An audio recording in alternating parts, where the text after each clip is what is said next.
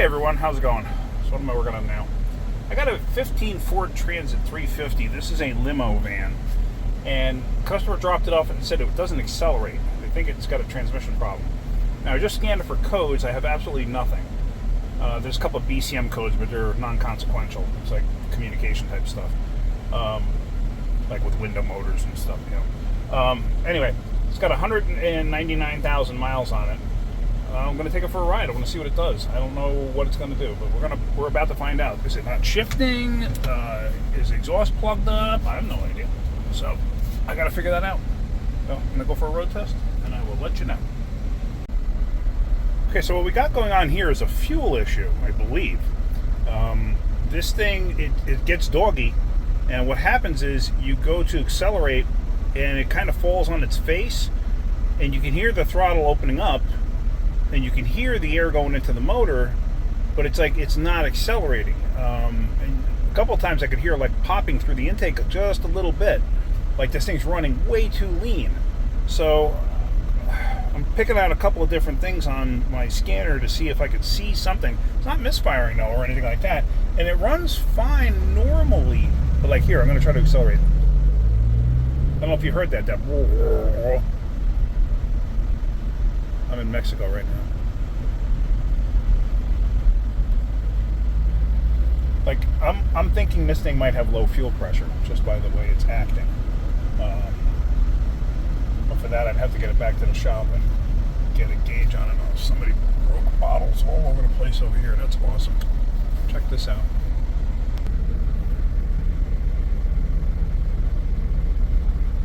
Broken glass bottles everywhere. Makes me hate people. It really does. Why are you gonna be such slobs? Somebody came into this parking lot and did brakes on their car, left all the garbage in the parking lot. It's like, come on, people. Really? Have some respect. Alright, let's try this again. Alright, let me try to accelerate. That's full throttle.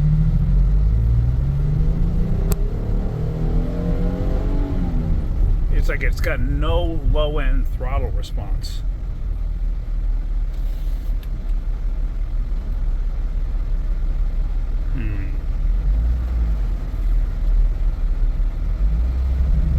You hear it? That's part throttle acceleration. It's just blobbing. Or gurgling, whatever you want to call it. It's really struggling. A couple things I'm looking at is short-term trim, mass air.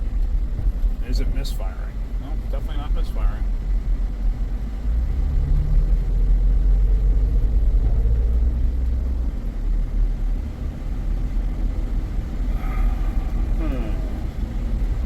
Alright, so we're going to have to investigate this further. I'm not even quite sure where to look because I got no codes. But I believe I am in a fuel issue here. See, it's adding fuel. That's full throttle. I'm not even sure, unfortunately, what the mass air is supposed to read on this when you accelerate like that. But see how it goes up? Alright, let me try a couple things. Yeah, I actually disconnected the mass air meter, so you see it's got a preset number there, 4968. Actually, what I'm going to do is I'm going to shut this down and restart it. Hang on one second.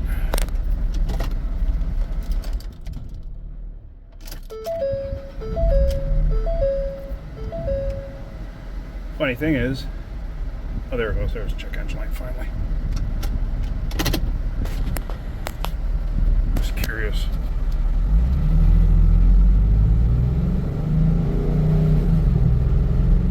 Still a bit doggy, but it's actually smoother.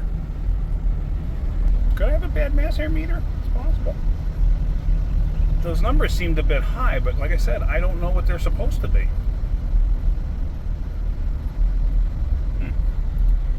Curiosity question here. Man, it sucks because we have a we have a fleet of these things that comes in, and I always have them in, but I'm not sure. Like, I've never actually looked at that, but it's quite doggy. I don't think that's it. I think the next thing is going to be checking actual fuel pressure. All right, let's go back to the shop. I went back to the shop and I was just looking at different things on the scanner, trying to see what I could figure out. I plugged the mass air sensor back in, and as it's getting hotter and hotter, I notice it's flowing more and more on its face. I mean, it just has no power. And I'm starting to think, sorry if I came off myself there, I'm starting to think that maybe this thing has a plugged exhaust system. I'm not sure, because right now my foot's on the floor and we are not going anywhere. So we're going to get back to the shop, and from there, I gotta let this thing cool down. This thing's at 1,000,000 degrees now. But yeah, it's like barely moving. I am full throttle, and I am barely moving. So I'm gonna get back to the shop, and what I might do is pull the oxygen sensors out and see what happens. That's a good, quick way of telling if the exhaust is plugged. Alright, so fuel pressure is right on the money. Right where it's supposed to be. I had Kirk brake standing it, and you can hear the thing bogging out, and the fuel pressure was staying constant the whole time. So, next step is to pull O2 sensors out, the upstream O2 sensors, and see what happens. I got a funny feeling the exhaust is plugged, but we're going to find out. Unfortunately, it's the end of the day Friday, so that's going to be Monday. Alright, let's do it Monday. So it's Monday now, finally, and the O2 sensors on this thing, they put them in the worst spots possible. Whew. Let's look underneath here. Okay, so up on the driver's side, there's one hanging down here, and they put the bung over there facing up to the firewall, and it's near impossible to get on. Why couldn't they put it here? Why? Why do they gotta put it there? Makes no sense. And this side's even worse. Although this one I may be able to get from up top. I don't know yet. It's just in a really terrible spot.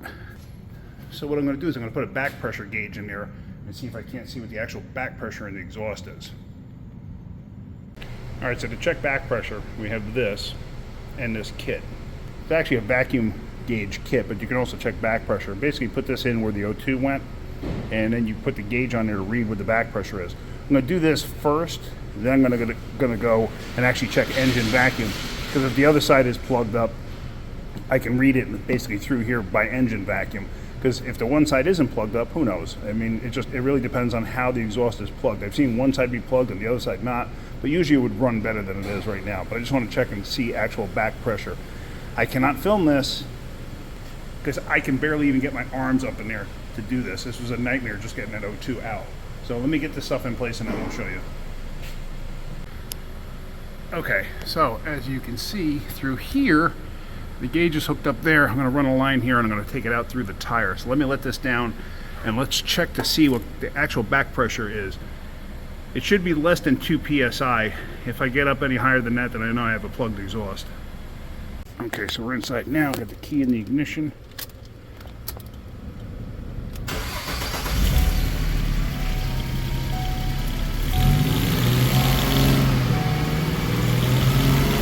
That's pretty low. Okay, so I'm not concerned about that on that side. It's almost 0. But it doesn't mean that the other side isn't plugged up. Move the gauge. Oops. Great. Didn't want to do that. Let me see if I can't get the other side out, because if I can't, then I'm going to just do a regular vacuum test. The reason I didn't want to do a vacuum test first is because you do a vacuum test first, now you get the exhaust hot, and then you try to deal with the O2 sensor. Because if the vacuum test came up that, hey, I got a plugged up exhaust, then I'd want to pull the O2 sensors out and check back pressure, just to be on the safe side. So let's go that route and see what we got. I tell you what, Ford wasn't playing games when they decided to make this thing near impossible to work on with things like that with the O2 sensors, which could have been made very easy to work on, but they decided to make it near impossible to work on. You can see back there, the O2 is facing the tranny. What a time I had getting in there to get that dumb thing out. All right, let's go, and I got the gauge hooked up. Let's go and see what the actual exhaust pressure is on that side, because like I said, it can change. Oops, hold on a second.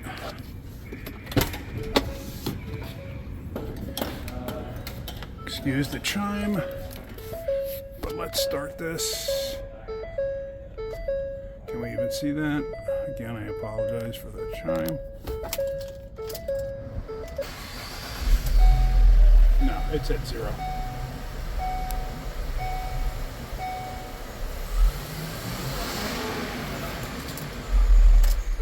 Okay. A little further digging. Okay, so I got a vacuum gauge hooked up to this. Of course, you're going to listen to that chime for a minute. Let me get this thing started. So there's the gauge. And as you see, I broke my gauge. Oh no, that's the windshield. Sorry. All right, so we got about 15, 14.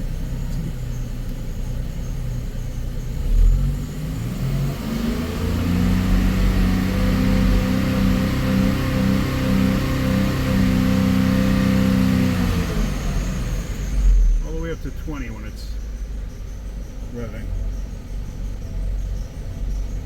Alright, so now it's holding steady about 18.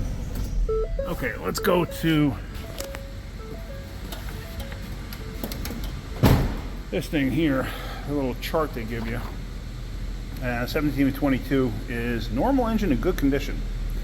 Alright, so it gives you all sorts of different scenarios that you can have, like sticking valves, burnt valve, stuff like that. Then you have the exhaust back pressure stuff. The way this thing was acting, or is acting, I should say, I really honestly thought it was going to be lack of fuel pressure or a plugged exhaust. Now the fuel pressure was reading okay just sitting here, so, and we brake revved it in the shop and I could hear it bogging. And the pressure was staying right at 55. But what I'm thinking I need to do is maybe put the gauge back on it and drive it up the street.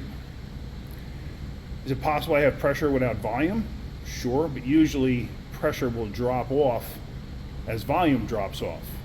But, let me do that. Let me hook the gauge up and let's take this thing for a ride and let's actually see what it's reading while driving.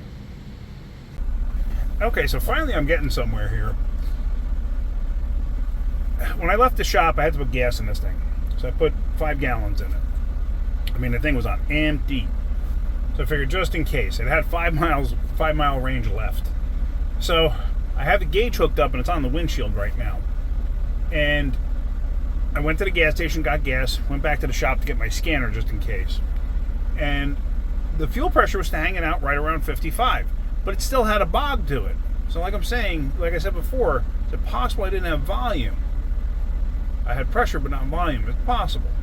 Because the one thing that kind of caught my attention was when I disconnected the fuel line to hook the gauge to it, I got a spurt of fuel out, but it was like, it was almost as if it was aerated, but it was so quick I couldn't tell, and it wasn't a lot of pressure. So if this thing's at 55 psi, I don't know about that.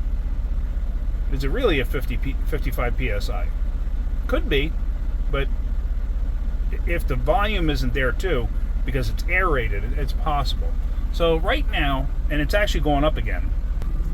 Right now, the gauge, as you see, is reading almost 55. When I pulled into Mexico here, the gauge was actually, let me turn that off, that might help. Plus I'm facing the light source. I don't know if you can hear that, it is bogging. There we go.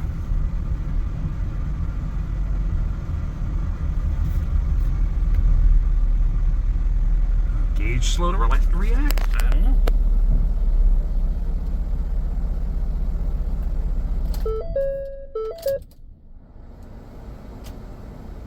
Oops. Making a start in gear. I don't know. I'm really thinking I have a fuel pressure issue, fuel feed issue. Because it did go down to 50.49 as I was pulling into the lot here, and then it came back up. And you hear that as I'm trying to accelerate? It's just like, and then it just takes off. It probably looked really attractive, right? Yeah, so.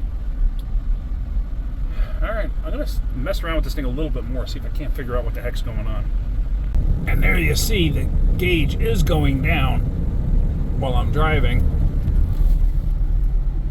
Sorry, I can't get a better view of it. But dealing with the light source, and then this thing's just bogging out.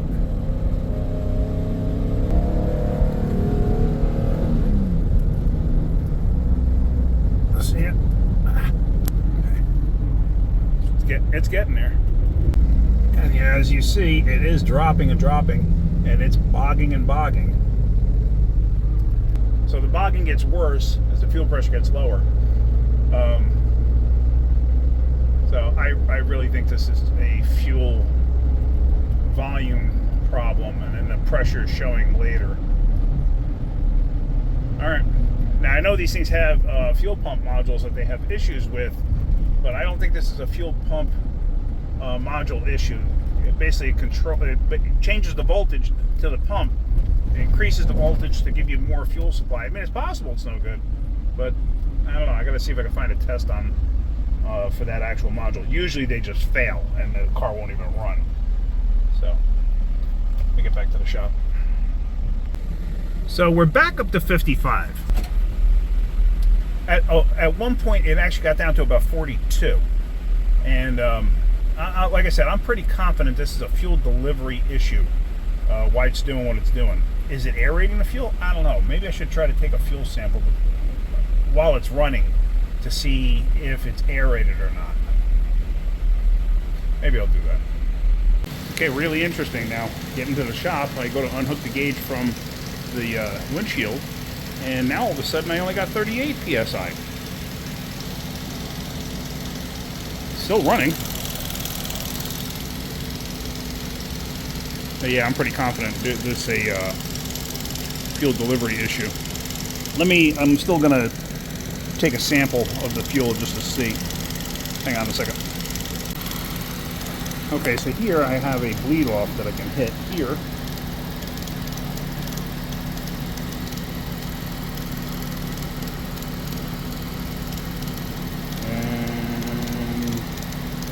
For some reason I'm getting no bleed off. Okay, I've had this problem before with this thing, and there was a piece of junk that got stuck up in that valve. Alright, hang on a second. Okay, so my other choice is this. I took the gauge off the end here, and I have the Schrader valve out. There's a Schrader valve that goes in there. I have the Schrader valve out, but this thing actually has a valve here, so I could switch it on to allow fuel to come through or not.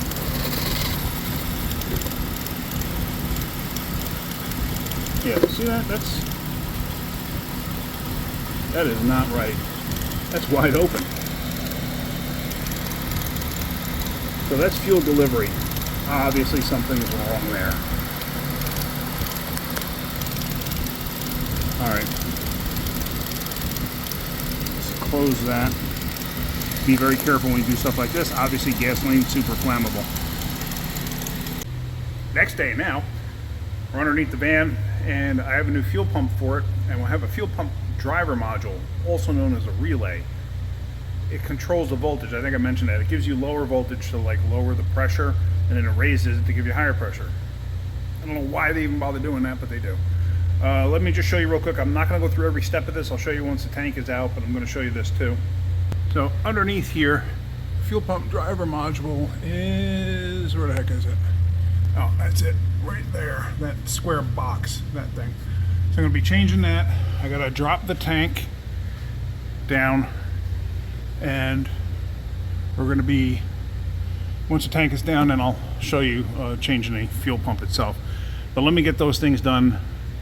I just happen to be at a time crunch now because I've got a lot of stuff going on. I'm still dealing with my back and knee issues, although they're better. I actually went and got acupuncture yesterday for the first time. That was interesting, it was different. And it seems to help a little bit. We'll see. He's told me you may not notice a big change right away, but I'll go back again tomorrow for more acupuncture in my back and in my leg. So But yeah, I see improvement, so I'm happy about that. Anyway, all right, let me start getting all this stuff apart. Interesting to note, so I'm starting to take stuff off here and I'm looking. These are the tank strap bolts. This tank's been out of this thing.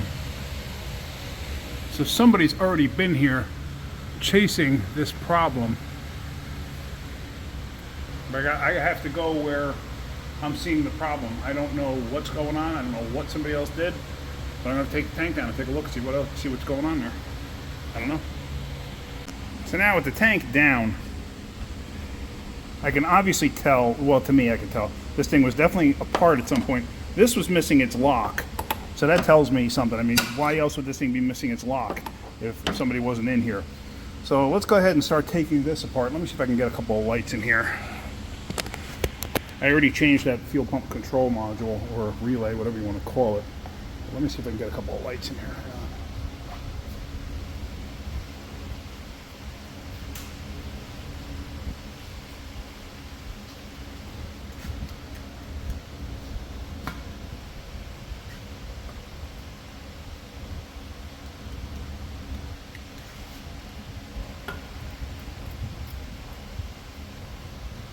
See, hopefully that helps a little bit. I got a fan going here. Let me move this.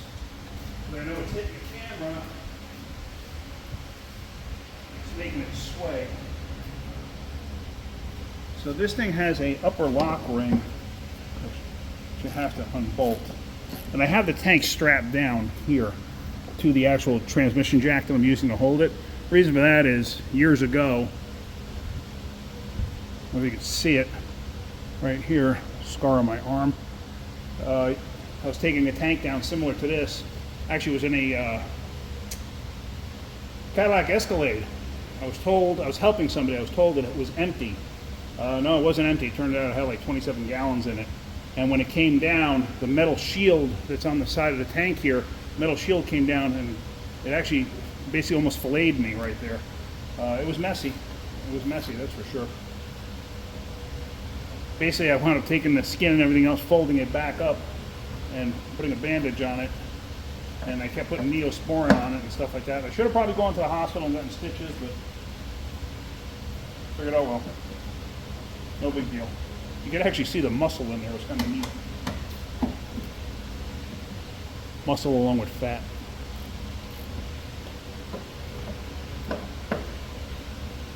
Alright. Now this upper piece is off, and now there's a lower ring in here. Now, when I was taking this thing out, I used all air tools. I didn't use anything electric to do this, only because I'm dealing with gasoline. So, let's see. I'm going to spray this thing up with a little WD-40. See if I can't knock this thing off of here. Hang on a minute. Okay, so a little WD.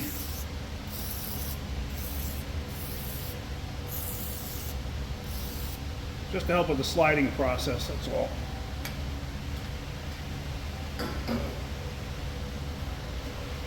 And this is actually a brass punch, or brass drift, whatever you want to call it.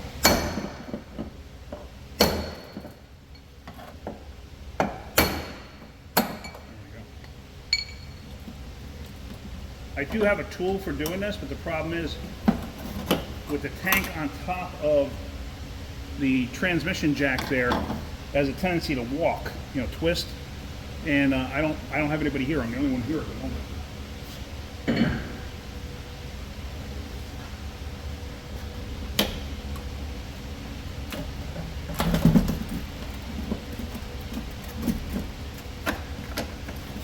I was reading up on this, and it did say that this could be a little bit of a pain to get out of the actual tank itself.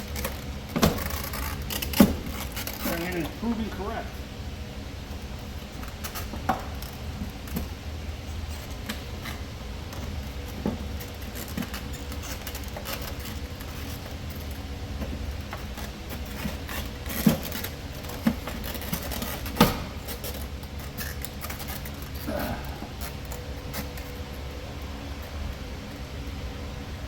All right, hang on a second.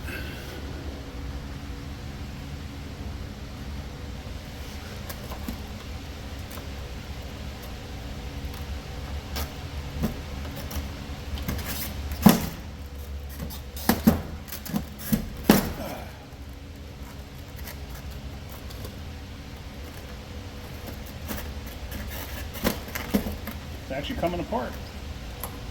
Didn't want that. There it goes. It's going to have some fuel in it. Try to get at least 1 or 2 drops back into the tank. As you can see, that went over really well. Alright, let me inspect this thing. Really curious if I'm going to see anything with it. I don't know if I will, but let's see if I see anything. It looks like an older pump though, because this almost looks like its plastic is discolored. I don't know if you can see that up here. So this almost looks like it's an older pump. Alright, let me wash up and then let me take a good look at this thing. Okay, so here's the brand new Ford unit, and that one says Ford right on it. So what did they actually do? I don't know. I can't see anything. I separated the housing a little bit to see if I could pull it apart, but it's not coming apart. I'll make a separate video on taking it apart. But yeah, so I'm not sure what somebody did, why they had this thing apart, but they did. So, alright. I'm going to put this back together now with the new pump. I'm not going to show you all that, because like I said, I got to get this thing done. Alright, let's do that. I'm going to get that done. Hopefully this fixes it. Find out. Alright, everything's together. Everything's assembled. All the lines are on. Fuel pump module's in place. I know you can't even see it.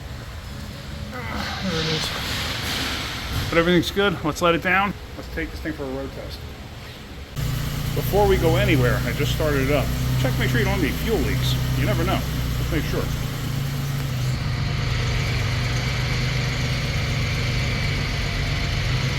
I don't see anything dripping on the ground, so I'm good with that. Alright, let's take this thing up the road. Okay, so we're getting somewhere. It's better. It's not right, though. It's better. Full throttle, it'll actually rev up to 7 grand. But it's that mid-throttle, like while you're cruising, like you're trying to take off from a light, just like with traffic.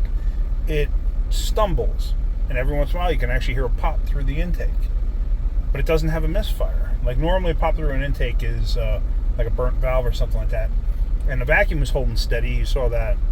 So I'm curious what is going on here. I'm missing something, but I got some of it improved. I mean, it definitely has power now, which it did not have before. I'm in Mexico. Let's go up the street here. So part throttle, you hear it, but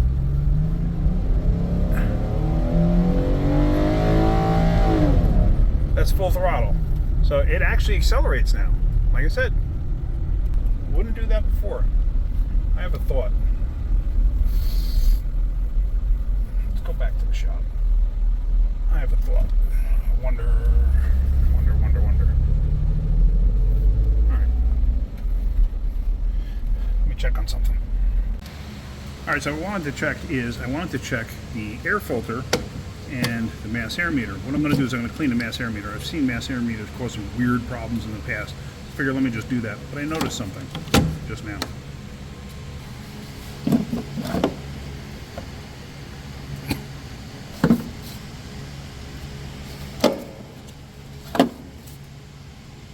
There's no air filter. Now, I'm definitely going to clean that mass air meter, but no air filter can create issues of turbulent air running through and past the mass air meter and really skewing how it's reading. I'm surprised it wasn't set in any codes. I'm not sure that's the problem, but I'm surprised there was no codes being set like for anything. So it just kind of blows my mind a little bit. So let's pull this mass air meter out. Let's clean this, and let's get an air filter coming in for this. All right, so first things first, all I'm going to do is take the air box out. So this way I have the mass air meter right in front of me. A little handy dandy cowl tool holder.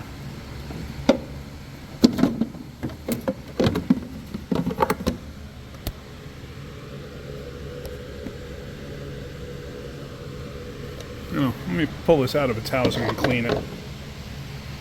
Just 2 Torx heads right there. Alright, so pretty simple. Let's take a little Torx, take these 2 screws out. And these are this size, whatever this is. T25 maybe? Oh, it's a T20. I was just looking at my little kit, see which one was missing. Let me take this out. That's actually the intake air temperature sensor right there. So now I'm just going to flush this thing out with some electrical contact cleaner.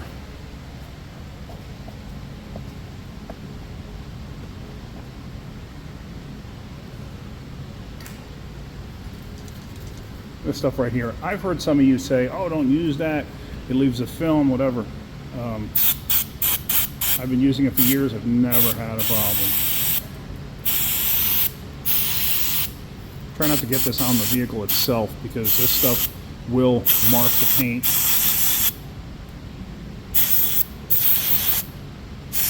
There we go. Just about use this stuff up. Okay, that's pretty much it. So we're going to assemble this back together and hopefully the air filter will be here soon. Alright, so really all you got to do, make sure there's no debris. These can only go on one way. You try to put them on the other way, the both holes won't line up. So you can see that. Oops, just dropped my tool there. But it'll only go in one way. Catch your screws.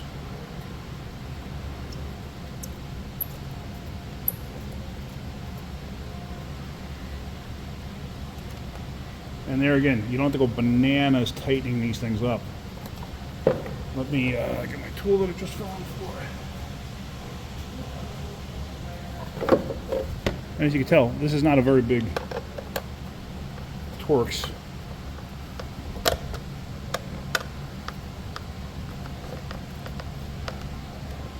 There was some corrosion on the end there, so I don't know if you saw the little bit of dust pulling off. It's not going to affect anything. It's just in the mounting plate. And it's not like this thing's grounded to anything. This is a plastic housing, so that's it. All right, so let's wait for the air filter to come in. Let's get that in and let's try this again. All right, neglected to show you, but I just put a new Wix filter in there and it's all assembled. I'm not gonna pop it back open. So it's in there, mass air is cleaned. All right, let's see what happens. That could be it. Like I said, I've seen mass air meters do some weird things in the past. So let's see what happens. Okay, so before I go and road test this, I'm going to clear the Keep Alive memory and see if there's any other resets I can do. I'm going to do all of that firsthand, just to get everything back to where, like, basically back to a fresh start, just in case. So let me just go in here and see what I can do. So resetting cam, Keep Alive memory, will clear, blah, blah, blah. If you want to continue, yes. Set ignition to on, key on, engine off, that's fine. Alright, so key is on now. Test is now completed. Okay. Switch to off. Okay. Turn the key back on. Not concerned about transmission stuff. Alright, that's pretty much the only thing I need to reset there. It has no codes in it. I did check codes. So, yeah, let's go on a road test, see what happens. And guess what? That was it. Amazing, right? Your car's supposed to have an air filter, and you have mass air, because not all cars have mass air. Some are speed density cars that don't have a mass air sensor. It's especially important if you have a mass air sensor that you have an air filter in there. Yeah, so pretty interesting. But yeah, now the hesitation's gone, everything else, and all because of an air filter. Could you imagine that? An air filter making a car, no air filter making a car not run correctly. And you know what made me think about that? Actually, it made me think about the mass air meter. Back in 1990, I had a 5-liter Mustang. You know, the Fox bodies. I actually had 8 of them. Love those cars. I would love to get another one. Anyway, I had taken it to the drag strip, and it was a stock car. It was completely bone stock, and it actually ran a 1398 at 96 miles an hour, which is pretty darn fast for a car back then. Nowadays, you know, shoot, a Hyundai will probably do that. But when I had gotten back from the track, I did little tricks here and there, like setting the timing and stuff like that. I had pulled the air filter out of it too, so there was less restriction. And when I got back to when I had my shop, when I got back to the shop with it, I realized driving it on the street there, because I had trailered it back, I hadn't put the air filter back in it, I had realized that it had some weird hesitations, and then all of a sudden it wouldn't start. I had to floor it to get it to start, and then it wouldn't stay idling. So that kind of crossed my mind about the mass air meter, like, I wonder if it's dirty. And once I put the air filter back in, it ran fine. So, just something to think about. But anyway, thought it was kind of weird. But here, let me just go up the road here in Mexico, and you'll see what I'm talking about. So now,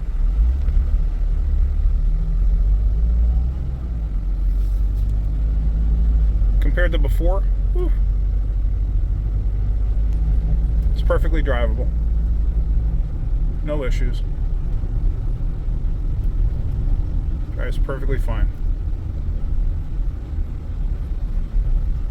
I mean, it is a night and day difference compared to what it was before. I still feel like a very, very, very slight stumble, but I'm not even going to address that. It's possible from doing the relearn like I did that it just needs to take some time to relearn everything. Basically, it's possible. It could also be a dirty throttle body, but I'm going to leave it up to the customer. I'm going to see if they want to take it the way it is and drive it. And when I say take it the way it is, like I said, it's perfectly drivable, but I do feel a very, very, very slight hesitation. It's like, it's right, yeah, it's like so slight you don't even notice it. I mean, I notice it, which sometimes it's a problem for me, because I'll notice something and the customer will be like, I don't even know what you're talking about. Trust me, I have that happen quite a bit. Or I'm like, it's not exactly right, but then what am I going to do? Spend how much time trying to fix that one little thing, and then the customer is already like, I don't even know why you're bothering. So it happens. But yeah, I mean, I'm super happy with the way this thing's running now. Very good. So